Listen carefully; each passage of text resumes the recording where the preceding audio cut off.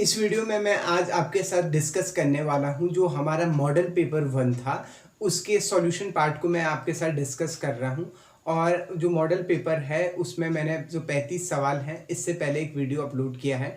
Description में उसका link है, आप उसे देख लीजिए। और वैसे भी मैं यहाँ पे सवाल बता रहा हूँ और उनके आंसर भी बता रहा हूँ। तो पहला जो सवाल था, पहला क्वेश्चन जो उस मॉडल पेपर में था वो था enolization is shown by compound having methylene group and two adjacent dash dash group। पहला है अल्कोहल, कार्बोनाइल, NH2 और हेलोजन। तो परीक्षा में जब इस तरीके का सवाल आएगा तो सबसे पहले आपको तसल्ली के साथ सवाल को पढ़ना है, बढ़िया से एक बार सवाल को पढ़ना है, सवाल क्या कह रहा है उसको समझना है। पहला वो कह रहा है इनोलाइजेशन में आपका shown by compound having methylene group and two adjacent group. Enolization जो प्रोसेस है उसमें एक तो आपके पास मिथाइलिन ग्रुप होते हैं और दो जो एडजेसेंट होते हैं वो कौन से ग्रुप होते हैं।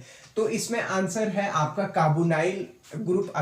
अगर इनोलाइजेशन क्या होते हैं कि इनोलाइजेशन एक मिथाइलिन ग्रुप होते हैं और दो एडजेसेंट में अगर आपके कार्बोनाइल ग्रुप जुड़े हुए हैं तो वो रिएक्शन जिस कंपाउंड में होती है वो इनोलाइजेशन शो करते हैं। अब जैसे मैं आपको बता रहा हूं, जैसे यहाँ एक कंपाउंड है CH3 C double bond O CH2 C double bond O और CH2 CH3। मान लीजिए इस तरीके का आपके पास कोई कंपाउंड है, तो इस तरीके का कोई कंपाउंड है, ये आपके पास क्या है, ये आपके पास मिथाइलिन ग्रुप है। इस मिथाइलिन ग्रुप के साथ एक कार्बोनाइल ये है और दूसरा कार्बोनाइल ग्रुप ये है। अगर ये इनोलाइजेशन शो करेगा, इनोलाइजेशन, अब देखिए यहाँ पे आपके पास दो हाइड्रोजन है, एक हाइड्रोजन ये है, एक हाइड्रोजन ये है। अब ये अल्फा हाइड्रोजन कहलाता है आपका। ये अल्फा हाइड्रोजन इस ऑक्सीजन के साथ शिफ्ट भी हो सकता है और ये अल्फा हाइड्रोजन इस ऑक्सीजन के साथ भी शिफ्ट हो सकता है। ये पॉसिबिलिटी एक है, ये पॉसिबिलिटी नंबर 2 है।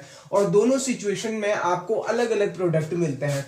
पहले मान लेते हैं कि ये ए रूट से गया है, फर्स्ट रूट से गया है, तो उस सिचुएशन में हो जाएगा ये CH3COH और ये हाइड्रोजन इस O के साथ गया, डबल बॉन्ड सिंगल बॉन्ड में कन्वर्ट हो जाएगा और यहाँ पे डबल बॉन्ड आ जाएगा और ये हो जाएगा CH डबल बॉन्ड O और CH2CH3। ये पहली सिचुएशन है। मान लीजिए इसे आप बोल रहे हैं कंपाउंड नंबर A है। अब दूसरी सिचुएशन में देखिए, अगर मान लीजिए कि आपके दूसरा पाथ उसने फॉलो किया, सेकेंड पाथ उसने फॉलो किया, हाइड्रोजन इसके साथ शिफ्ट किया तो इसके साथ कोई चेंज नहीं हुआ, तो ये हो जाएगा CH3 C double bond O और आपका CH हो गया, क्योंकि ये डबल बॉन्ड ये हाइड्रोजन इस ऑक्सीजन के साथ चले गए तो यहाँ पे डबल बॉन्ड आ गया है C। यहाँ पे क्या हो जाएगा, एक हाइड्रोजन गया तो CH और यहाँ पे क्या डबल बॉन्ड आ जाएगा, ये OH में कन्वर्ट हो जाएगा और CH2CH3 हो जाएगा।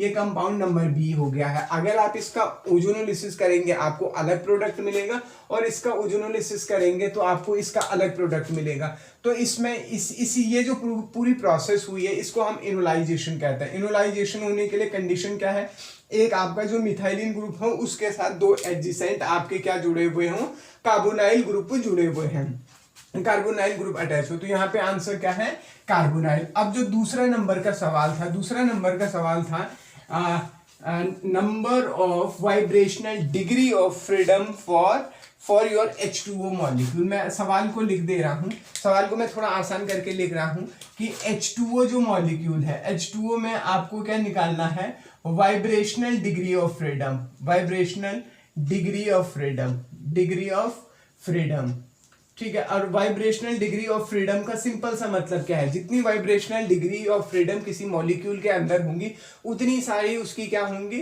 उतनी सारी वो एब्जॉर्प्शन बैंड शो करेगा। अब H2O के लिए है तो vibrational degree of freedom DOF जिसको कहते हैं, इसके लिए फॉर्मूला है, अगर मॉलिक्यूल आपका लीनियर हो तो तब वाइब्रेशनल डिग्री ऑफ फ्रीडम के लिए फॉर्मूला है आपका 3n माइनस 6 हो जाता है। और अगर नॉन लीनियर मॉलिक्यूल है तो 3n माइनस 5 उसका क्या हो जाता है, फॉर्मूला बन जाता है। तो अब आप देखिए मेरा H2O कैसा मॉलिक्यूल है, H2O मेरे पास H2O कैसा होता है, V शेप होता है या बेंट होता है। तो मतलब क्या है, ये नॉन लीनियर है तो इसमें कौन सा फॉर्मूला लगेगा, ये फॉर्मूला लगेगा। अगर लीनियर होता तो कौन सा लगता, 3n माइनस 5। और यहाँ पे n क्या है, n है आपका total number of atom, total number of atom, total number of atom का मतलब क्या है, सेंट्रल और साइड दोनों को जोड़ना है। H2O में टोटल एटम कितने हैं, 3, 2 हाइड्रोजन है, 1 ऑक्सीजन है, तो H2O के लिए n की वैल्यू कितनी है, 3। तो आप वाइब्रेशनल डिग्री ऑफ फ्रीडम निकाल सकते हैं, हाँ आप निकाल सकते हैं, 3 इंटू n की वैल्यू 3 है, -5 करेंगे तो वाइब्रेशनल डिग्री ऑफ फ्रीडम कितनी आ जाएगी, 4 आ जाएगी। यहाँ पे ऑप्शन उसने आपको दे रखे थे, ऑप्शन ए था, बी था, सी था, डी था। पहला ऑप्शन था 4, दूसरा था 5, 6 और 8। तो करेक्ट ऑप्शन क्या है, यहाँ पे 4 वाइब्रेशनल डिग्री ऑफ फ्रीडम इसमें होगी। बेंजीन में आपको कैलकुलेट करना है, बेंजीन वो परीक्षा में पूछ लेता है बहुत बार, यही फॉर्मूला लगेगा, सेम फॉर्मूला वहां पे भी लगेगा। तो अब ये हो गया है। अगला जो सवाल है कि आपको एक कंपाउंड दे रखा है। तीसरा सवाल है आपको लैम्डा मैक्स कैलकुलेट करना है, और जो कंपाउंड आपके पास है वो कुछ इस तरीके से है। मैं कंपाउंड को ड्रॉ कर दे रहा हूँ, ये यहाँ पे है और ये, और इसके लिए वैल्यू दे रखी है, 4 वैल्यूज उसने दे रखी है, सी और डी। पहली वैल्यू आपका है 310 नैनोमीटर, दूसरा वैल्यू आपके पास है 254, अगली वैल्यू है 275 नैनोमीटर, और लास्ट ऑप्शन है आपका 230 नैनोमीटर। ये ऑप्शन है आपको। तो इस लैम्डा मैक्स ये निकालना मैंने आपको पहले से समझाया था। अब यहाँ पे दोनों डबल बॉन्ड एक ही रिंग के अंदर है, तो मतलब ये क्या है, होमो एनुलर, और होमो एनुलर अगर होगा तो बेस वैल्यू कितनी होगी, 253 नैनोमीटर होंगी। अगर मैं रिंग रेजिड्यू यहाँ पे कैलकुलेट करूं तो रिंग रेजिड्यू कितनी है, देखो भाई डबल बॉन्ड के बाद वाला वो सिंगल बॉन्ड जिसको ब्रेक करने पे आपको अनसैचुरेट, आपको जिसको ब्रेक करने के बाद आपको एक कंजुगेटेड सिस्टम मिलता है, एक नॉन कंजुगेटेड सिस्टम। तो एक ये वाला रिंग रेजिड्यू है, एक ये रिंग रेजिड्यू है, 2 रिंग रेजिड्यू है। एक रिंग रेजिड्यू के लिए 5 का कंट्रीब्यूशन, तो 2 के लिए कितना का हो जाएगा, 10। और आपका जो एल्काइल ग्रुप है वो कितने हैं, यहाँ पे एल्काइल ग्रुप कितने हैं, यहाँ पे 3 है, तो 3 गुणा 5, 1 के लिए 5, 1 2 3, तो टोटल आप इसको करेंगे तो 253, ये आएगा 278 नैनोमीटर, जो किसके अराउंड है, 275 के अराउंड है। तो आंसर क्या हो जाएगा, 275 नैनोमीटर हो जाएगा। चौथा जो सवाल है, उस चौथे सवाल में, चौथा नंबर का जो सवाल है, वीडियो थोड़ा लेंथी हो सकता है पर वीडियो पूरा देखिए।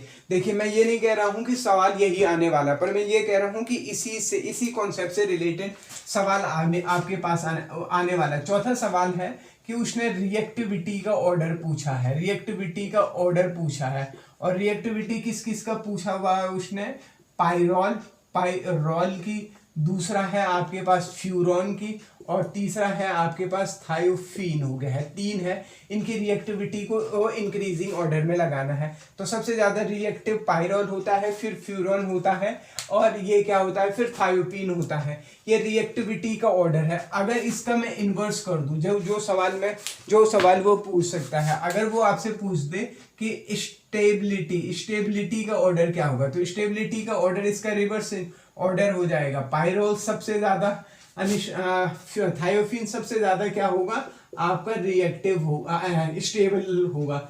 देखो जो रिएक्टिव होगा वो स्टेबल क्या होगा, कम होगा। तो स्टेबिलिटी का ऑर्डर, और ये किसका ऑर्डर है, आपका रिएक्टिविटी का ऑर्डर है। पांचवा सवाल, चौथा सवाल ये हो गया है। पांचवा सवाल जो पूछा गया है कि आपका विटामिन B12 में जो central metal found in vitamin B12, मैं सीधे सवाल नहीं लिख रहा हूं, मैं ऑप्शन नहीं लिख रहा हूं, मैं आंसर बता रहा हूं। विटामिन B12 में सेंट्रल मेटल होता है कोबाल्ट, और कोबाल्ट किस में होता है, +3 ऑक्सीडेशन स्टेट में। ये भी याद रखना है, कोबाल्ट होता है, और कोबाल्ट किस में होता है, +3 ऑक्सीडेशन स्टेट में होता है। अब अगला सवाल है, छठवां सवाल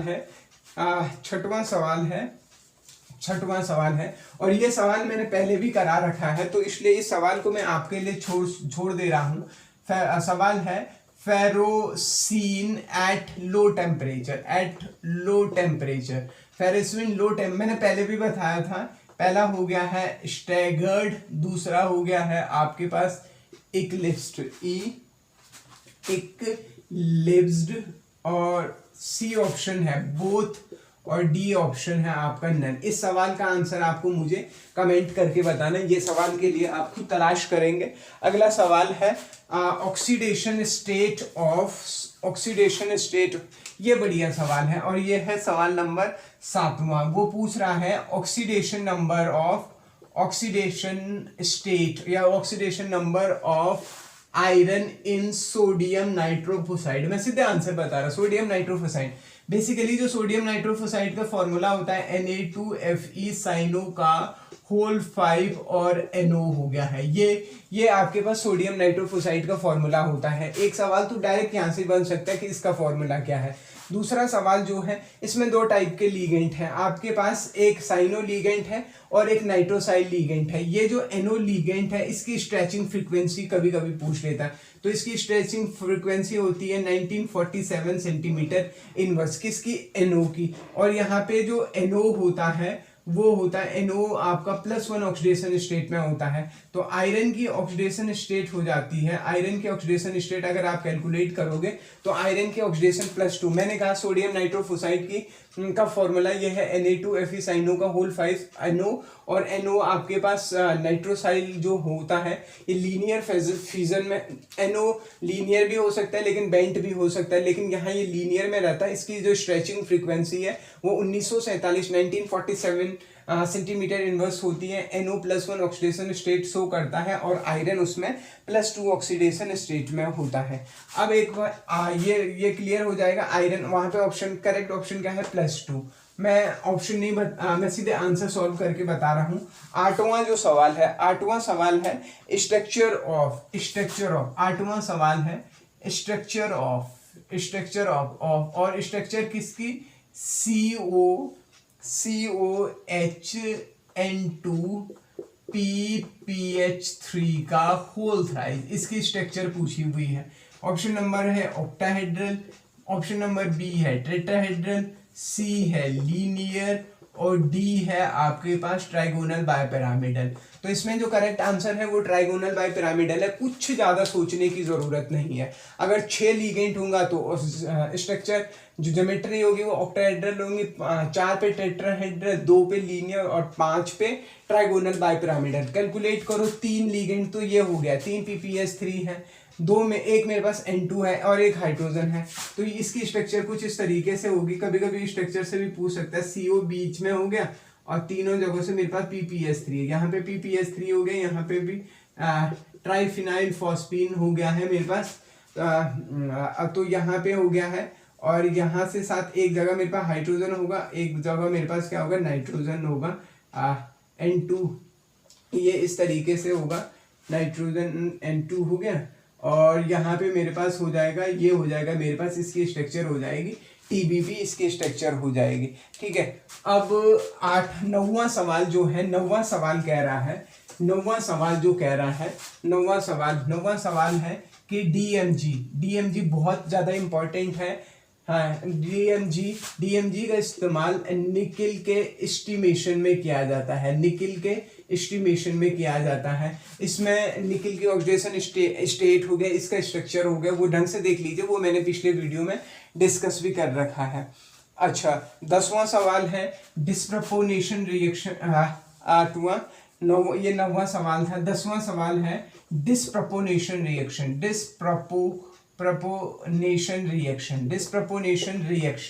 इज सोन बाय, कौन सा ऐसा एलिमेंट है जो डिस्प्रपोर्शन रिएक्शन शो करता है। ऑप्शन उसने उसको आपको दे रखा है, पहला है निकेल, दूसरा है जिंक, तीसरा है कोबाल्ट और चौथा है आपके पास कॉपर। तो करेक्ट आंसर कॉपर है।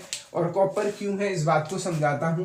अगर आपके पास 2 कॉपर हैं तो वो डिस्प्रपोनेशन रिएक्शन देके एक Cu+ में और दूसरा Cu, एक दूसरा भी ये अगर 2+ में है तो ये इस तरीके से डिस्प्रपोनेशन रिएक्शन दे देता है। तो एक ही का ऑक्सीडेशन होता है, उसी में ऑक्सीडेशन और रिडक्शन एक साथ होते हैं, तो ऐसी रिएक्शन को हम डिस्प्रपोनेशन रिएक्शन कहते हैं। अब अगला सवाल था आपका 11वां सवाल है metal carbonyl form by direct method. हाँ, अगला सवाल क्या है, कौन से नंबर का सवाल है, 11वां सवाल। तो metal carbonyl metal carbonyl of आपका nickel and iron can be form by direct method. Nickel और आयरन के कार्बोनाइल डायरेक्ट मेथड से बनाए जा सकते हैं। जैसे निकिल को अगर मैं 4 CO के साथ रिएक्ट करूं H म्यू की प्रेजेंस में, तो ये बना देता है मेरा NiCO का होल 4। और अगर मैं आयरन की रिएक्शन 5 CO के साथ करूं तो ये बना देता है FeCO का होल 5। सिर्फ 2 ही मेटल कार्बोनाइल ऐसे हैं जो डायरेक्ट मेथड से बनाए जा सकते हैं, और वो कौन कौन से हैं? निकिल और आयरन। इसको हम कहते हैं मॉन्ड प्रोसेस। क्या कहते हैं? मॉन्ड प्रोसेस भी कहते हैं। ठीक है भाई। अगला सवाल है एन रूल। 12वां सवाल है, ये समझ में आ गया होगा। 12वां सवाल है एन नंबर से तो इंपॉर्टेंट टॉपिक है। 12वां सवाल है, आपको एन नंबर कैलकुलेट करना है किसके लिए? CrCO होल 6 का। ऑप्शन जो भी दे रखा है, मुझे ऑप्शन से मतलब नहीं है। सबसे पहले मैं क्या करता हूं, अगर मुझे कार्बोनाइल में निकालना होगा मेटल के पास कितने इलेक्ट्रॉन है, तो क्रोमियम कितना है इसमें? क्रोमियम की ऑक्सीडेशन स्टेट कितनी है?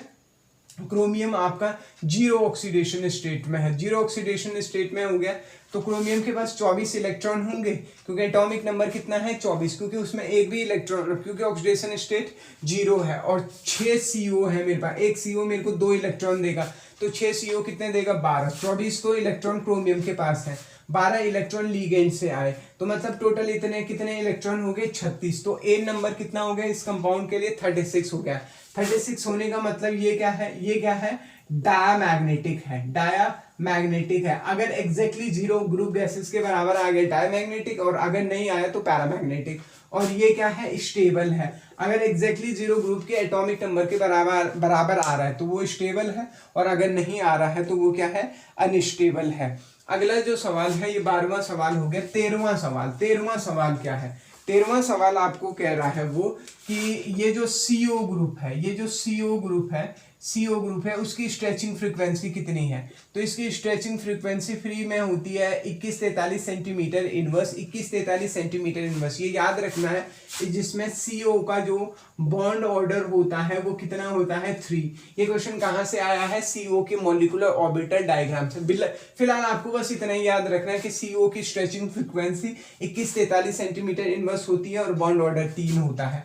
13वां सवाल है, जब वो कह रहा है कि जब कोई मेटल होगी, कोई भी ट्रांजिशन मेटल होगी, इसके साथ अगर CO बॉन्ड करे तो उसके बाद CO का बॉन्ड ऑर्डर क्या करता है? CO का बॉन्ड ऑर्डर पहले फ्री में कितना था? 3। लेकिन जब वो मेटल के साथ बॉन्ड करता है, मेटल के साथ कनेक्ट होता है, बॉन्ड बनाता है, तो उसका जो बॉन्ड ऑर्डर होता है वो बॉन्ड ऑर्डर क्या हो जाता है? डिक्रीज हो जाता है। बॉन्ड ऑर्डर कम हो जाता है। ये डायरेक्ट सवाल है आपका MO थ्योरी से, मॉलिक्यूलर ऑर्बिटल डायग्राम से।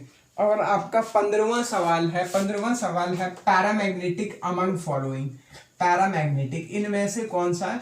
पैरामैग्नेटिक अमंग फॉलोइंग, इनमें से निम्नलिखित में से कौन पैरामैग्नेटिक है? ऑप्शन में आपको दे रहा हूं। ऑप्शन नंबर है आयरन का पेंटा कार्बोनाइल। ऑप्शन नंबर B है आपका निकिल टेट्रा कार्बोनाइल। C है आपके पास वेनेडियम पेंटा कार्बोनाइल।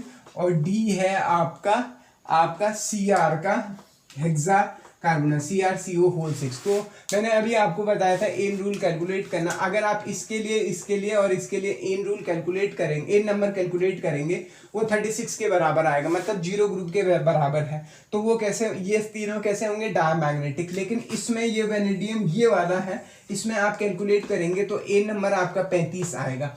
0 ग्रुप गैसेस के एटॉमिक नंबर के बराबर नहीं है, इसीलिए इसका क्या हो जाएगा? ये कैसा है? पैरामैग्नेटिक है। बाकी सब कैसे हैं? डायमैग्नेटिक है। एक और बात याद रखनी है, सभी मेटल कार्बोनाइल डायमैग्नेटिक होते हैं, एक्सेप्ट वेनेडियम का पेंटाकार्बोनाइल को छोड़कर। वेनेडियम के पेंटाकार्बोनाइल को छोड़ के सभी मेटल कार्बोनाइल कैसे होते हैं? पैरामैग्नेटिक होते हैं। अब मैं थोड़ा जल्दी कर रहा हूं इसको, क्योंकि वीडियो थोड़ा सा लेंथी हो जाएगा। 15 सवाल हम डिस्कस कर चुके हैं। 16वां सवाल है कि which of the following is pi acceptor ligand. क्या पूछा? पाई एक्सेप्टर लीगेंड पूछा हुआ है। पाई एक्सेप्टर लीगेंड, ये बढ़िया सवाल है। फिर MO से आ रखा है पहला है आपके पास साइनो, ऑप्शन नंबर बी है आपका साइनो है, दूसरा है आपके पास सीओ, ऑप्शन नंबर सी है both A and B, both A and B, और डी ऑप्शन है आपके पास H2O। तो इसमें जो साइनो है वो भी स्ट्रॉन्ग फील्ड लिगेंड है, सीओ भी स्ट्रॉन्ग फील्ड लिगेंड है। Correct answer both A and B है। करेक्ट आंसर क्या है? बोथ ए एंड बी है। ठीक, इतना याद रखना है ये। और जो स्ट्रॉन्ग लिगेंड होगा वो क्या भी होगा, पाई एक्सेप्टर लिगेंड भी बढ़िया होगा। अब ये आपको पूछ रहा है कि ईटा की पावर, 17वां सवाल है, 17वां सवाल है, 17वां सवाल ये पूछ रहा है आपको कि ईटा की पावर 5 सीपी ये है। इसमें ये जो बेसिकली ये होता क्या है, बेसिकली ऐसा होता है, यहाँ पे एक carbon, 2 carbon, 3 carbon, 4 carbon, 5 carbon, ये कार्बन ऐसे कनेक्ट होते हैं और ये 5 कार्बन हो गए, तो ये कहलाता है ईटा की पावर सीपी। ये सिर्फ सीपी कहलाता। अब ईटा की पावर 5 सीपी का मतलब क्या है कि इस कार्बन से भी, इस कार्बन से भी, इस कार्बन से भी, इस कार्बन से भी मेरा मेटल जुड़ा हुआ है, कोई भी मेटल जुड़ा हुआ, जैसे सपोज मान लीजिए आयरन जुड़ा हुआ है, तो ये जो आयरन है ये 5 कार्बन से जुड़ा हुआ है, तो जहां यहाँ पे जितनी पावर होगी वो उतने कार्बन से जुड़ा होगा। ईटा की पावर अगर 3 सीपी पूछूं मैं आपसे, तो वो कितने कार्बन से जुड़ा होगा? 3 कार्बन से। मतलब इन दोनों को हटा दो, अब पहले 5 से जुड़ा था, अब 3 से। ईटा की पावर 6 सीपी भी होते हैं, तो इसका मतलब 6, अभी तो 6 कार्बन तो नहीं हो सकते, रिंग बदलनी पड़ेगी मुझे। तो इस तरीके से ईटा की पावर 1 सीपी भी होता है, साइक्लोपेंटाडाइनिन लिगेंड कहता है, मतलब एक ही कार्बन से यहाँ पे कनेक्ट है। तो 18 सवाल हो गए हैं। 19वां सवाल है which of the following is not non essential element, या फिर 19वां सवाल है non essential amount, which of the following is not non essential, जो नॉन इसेंशियल है। ऑप्शन में आपको दे रहा हूं, 4 ऑप्शन में आपको दे रहा हूं, आपको बताना है। ऑप्शन नंबर 1 है मेरे पास, ऑप्शन नंबर 1 है मेरे पास ब्रोमीन, बोरॉन, सिलिकॉन और फ्लोरीन। ब्रोमीन, बोरॉन, सिलिकॉन और फ्लोरीन। तो करेक्ट आंसर क्या है? फ्लोरीन। फ्लोरीन क्योंकि क्या होता है? इसेंशियल मेटल होता है, बाकी ये सब नॉन इसेंशियल हैं। ठीक है। और उसके बाद है आपके पास, उसके बाद treatment of toxic metal is done with. अगला सवाल है ट्रीटमेंट ऑफ टॉक्सिक मेटल। 20वां सवाल है treatment of toxic metal, treatment of toxic metal is done with. Option दे रहा हूं मैं आपको। पहला ऑप्शन है एडिटा, दूसरा ऑप्शन है डीएमजी, तीसरा ऑप्शन है, ऑप्शन नंबर सी है, तीसरा ऑप्शन है सोडियम नाइट्रोफोसाइड SNP, और डी है आपके पास ऑल। तो पहली चीज आपको इस सवाल में ये समझना है कि टॉक्सिक मेटल कौन कौन से हैं। टॉक्सिक मेटल हो गया आपका Hg हो गया, कैडमियम हो गया है, ये। तो इनके ट्रीटमेंट के लिए हमारे बॉडी में एक और होता है इनके साथ आर्सेनिक, ये आपके पास क्या है? टॉक्सिक मेटल है। तो इनके ट्रीटमेंट के लिए क्या करते हैं हम? बॉडी में EDTA को ऐड कर देते हैं। तो EDTA के साथ ये कॉम्प्लेक्स फॉर्मेशन करते हैं, तो इजीली ये सेपरेट आउट हो जाते हैं बाहर। तो ऑप्शन क्या है? करेक्ट ऑप्शन क्या है? EDTA is correct option. 21वां सवाल है most abundant metal in human body. मैं डायरेक्ट आंसर बता रहा हूँ, वीडियो लेंथी हो रहा है। तो मोस्ट अबेंडेंट मेटल हमारे शरीर में जो सबसे ज्यादा अबेंडेंट होता है, सबसे ज्यादा मात्रा में मिलता है। अगर मैं मेटल की बात करूं, सबसे ज्यादा abundant metal in human body that is calcium. Calcium हमारे शरीर में सबसे ज्यादा मिलता है। और अगर मेरे को बोल रहे हैं कोई कि नॉन मेटल कौन सा है, तो नॉन मेटल मेरे पास कार्बन है। हमारा शरीर, पूरा शरीर कार्बन से मिलकर बना हुआ होता है। अगर मेटल पूछेगा तो आंसर है कैल्शियम, और नॉन मेटल पूछेगा तो तब क्या है आपके पास? ऑप्शन आंसर क्या है आपके पास? कार्बन। ये 22वां सवाल था। 23वां सवाल है। 23वां सवाल कह रहा है कि electrophilic substitution reaction of benzene, वो आपको पूछ रहा है। 23वां सवाल है कि बेंजीन कंपेयर करना है। बेंजीन है और दूसरा है नेप्थलीन। बेंजीन है और नेप्थलीन है, और पूछ रहा है कि कौन ज्यादा इलेक्ट्रोफिलिक सब्स्टिट्यूशन रिएक्शन दिखाएगा। तो नेप्थलीन ज्यादा इलेक्ट्रोफिलिक सब्स्टिट्यूशन रिएक्शन दिखाता है। मैं आंसर बता रहा हूँ अब सीधे, ओजोनोलिसिस ऑफ नेप्थलीन। नेप्थलीन 24वां सवाल है, ओजोनोलिसिस करना है किसका, नेप्थलीन का, नेप्थलीन का ओजोनोलिसिस करना है। तो जब मैं इसका ओजोनोलिसिस करता हूँ तो ये देता है मेरे ये ऑप्शन, ये हो गया है CHO और CHO, इस तरीके का कंपाउंड, और इसका नाम है पैथेनल्डिहाइड, पैथल्डिहाइड। ठीक, हाँ। अगला सवाल है इलेक्ट्रोफिलिक, 25वां सवाल है इलेक्ट्रोफिलिक सब्स्टिट्यूशन रिएक्शन किसके लिए, electrophilic substitution reaction of furan. Furan जो है, 25वां सवाल है, फ्यूरॉन की जो इलेक्ट्रोफिलिक सब्स्टिट्यूशन रिएक्शन होती है वो कौन सी पोजीशन पे होती है। तो फ्यूरॉन बना दीजिए। फ्यूरॉन एक 4 मेंबर कंपाउंड हो गया और ये हो गया। तो अगर ये 1 है, ये 2 है, ये 3 है, ये 4 है, ये 5 है, तो ये वाली पोजीशन और ये वाली पोजीशन पे इलेक्ट्रोफिलिक सब्स्टिट्यूशन रिएक्शन होती है। तो ये ऑप्शन पोजीशन नंबर 2 और पोजीशन नंबर 5। तो करेक्ट ऑप्शन क्या है, फ्यूरॉन। फ्यूरॉन भी और थायोफीन भी, फ्यूरॉन भी और थायोफीन भी दोनों 2-5 अटैक देते हैं, दोनों क्या देते हैं, 2-5 अटैक देते हैं, मतलब दूसरी जगह और 5वीं जगह पे अटैक करके आपको बनाते हैं। ठीक है, रिडक्शन ऑफ थायोफीन विथ रेनी निकल। हाँ, ये बढ़िया सवाल है, 26वां सवाल है, रेनी निकल का रिडक्शन करना है थायोफीन के साथ। 26वां सवाल है रेनी निकल, थायोफीन, ये हो गया मेरे पास थायोफीन, ये थायोफीन, दिस इज थायोफीन, और इसका रिडक्शन किया मैंने रेनी निकल के साथ। किसके साथ, रेनी निकल के साथ। तो रेनी निकल के साथ जब मैं इसका रिडक्शन करता हूँ तो ये मुझे इस तरीके का कंपाउंड दे देता है, प्लस हो गया मेरा H2S हो गया। रेनी निकल बेसिकली डबल बॉन्ड खत्म कर देता है, तो यहाँ पे CH3 हो गया, CH3 हो गया, CH2 और CH2 हो गया। तो ऑप्शन करेक्ट आंसर क्या है, propane as a correct option. Option आपको दे रखे थे उसमें प्रोपेन, एथेन, ब्यूटेन और एथेनॉल। तो करेक्ट आंसर क्या है, ब्यूटेन। यहाँ से ये डबल बॉन्ड खत्म हुए, ये H2S के सल्फर H2S के रूप में बाहर निकल गया। ठीक है जी।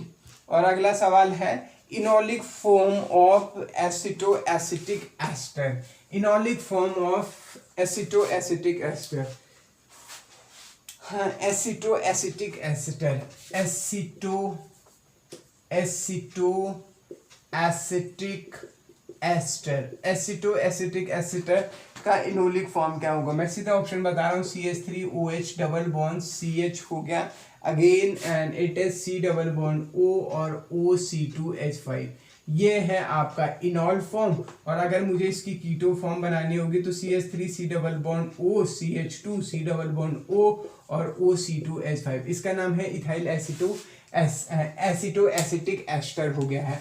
तो यहाँ पे ये इसकी कीटो फॉर्म है, और ये क्या है, इनॉल का मतलब ईन, डबल बॉन्ड को ईन कहता है और OH को ऑल कहता है। तो दोनों को एक साथ मिला के क्या कह देते हैं, इनॉल कह देते हैं। Let me check it's working और नॉट वीडियो। ठीक है, acetoacetic ester is present in strawberry. दूसरा है fruit juice, coffee and all of the above. Correct answer है ऑल ऑफ द अबव, दोनों में मिलता है। अगला सवाल है सिस और ट्रांस आइसोमर को हम सेपरेट कर सकते हैं, आइडेंटिफाई कर सकते हैं। सिस और ट्रांस आइसोमर अगर मेरे पास है, सिस और ट्रांस को आइडेंटिफाई करने वाली एक ही स्पेक्ट्रोस्कोपी है, वो होती है मेरे पास IR स्पेक्ट्रो। वो क्या होती है, IR स्पेक्ट्रोस्कोपी होती है। 2 molecule can not have same identical IR spectra except they are enantiomer. किसी भी 2 मॉलिक्यूल का सेम IR स्पेक्ट्रा नहीं हो सकता जब तक वो क्या हो, एनेंशियोमस न हो। आपको पूछ रहा है एसिड क्लोराइड कितने पे पीक देता है, तो 1810 पे एसिड क्लोराइड की पीक होती है। एग्जाम में जाने से पहले पीक्स को एक बार ढंग से देख लीजिए। Inorganic molecule so the Fermi resonance. Inorganic molecule CO2 एक इनऑर्गेनिक मॉलिक्यूल है जो फर्मी रेजोनेंस शो करता है, और एसिड एनहाइड्राइड एक ऑर्गेनिक मॉलिक्यूल है जो फर्मी रेजोनेंस शो करता है। हाँ, तो